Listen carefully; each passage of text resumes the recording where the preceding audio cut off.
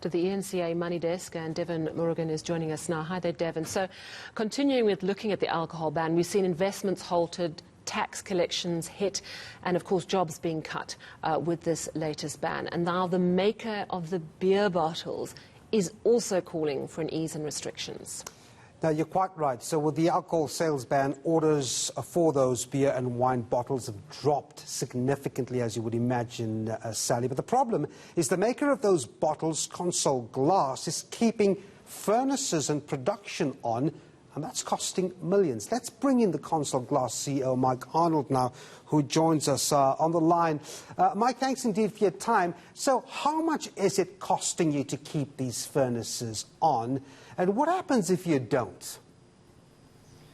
Devan, maybe just a point of clarity. The cost of keeping furnaces running, whether you're producing or not producing, is around about the 8 million a day, which we've quoted. However, to be clear, right now, we haven't stopped producing or selling. It's been allowed under the last lockdown. But what we are warning is if the ban does continue, then we will end up in that same position as we were in the first and the second lockdown, where orders will completely dry up and there will be no sales. And then after we put as much as we can into stock, we'll be basically hamstrung. So in essence, what we're saying is we need certainty on when the ban will be lifted, hopefully before the 15th of February, which is the first indication. Otherwise, customers will very quickly close shop. One of the reasons why that uncertainty was why you pulled out R1.5 billion worth of investment last year. I'm wondering what was the impact of that particular cancellation in terms of jobs, and could you halt more plans if this continues? Oh, absolutely. So effectively this is harming market demand and confidence. That R1.5 billion was a new factory down in the south of Johannesburg. Would have employed more than 200 people. Highly skilled. And in essence, if the market demand is damaged, as it has been, and there's no certainty of what the future policy will be with regard to banning or unbanning of alcohol, depending on the circumstances, then clearly we can't take the risk and invest that amount of money on the basis of an uncertain market. And it's not just your big company that's affected by this, isn't it, Mike? I mean, presumably you have the value chain here, whether it's packaging and supplying, that also is pretty precarious in this situation.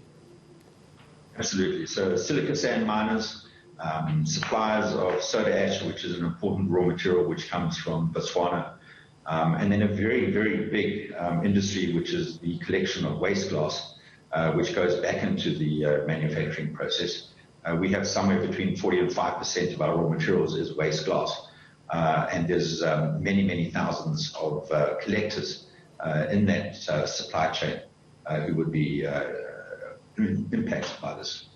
Now, I mean, the key idea here when you speak to different parts of this particular industry, Mike, and they will tell you that certainty on when the ban would be lifted would be crucial. I think there's broad agreement that irresponsible alcohol consumption is dangerous during a pandemic that we have here. But my question to you is, if you had to weigh in on this, how would you rethink this particular ban? Well, I think we can find no evidence that suggests that retail sales for home consumption is going to have a material impact on hospital availability or the treatment of COVID patients. So I think we're saying, first and foremost, let consumers buy alcohol and consume at home and responsibly, of course. And we can't see how that is going to increase socialization, which will then cause hospitals to be overrun. I'm just wondering, before I let you go, and I've got a few seconds here, we've heard the President saying that there has to be a rethink on how alcohol is consumed in this country, because if anything, these lockdown rules have revealed the damage that irresponsible consumption had done in terms of social circumstances that prevail, under those conditions when alcohol is freely consumed irresponsibly. I'm wondering if you have some caution on whether or not any change in policy could hurt your industry and the economy going forward in that regard.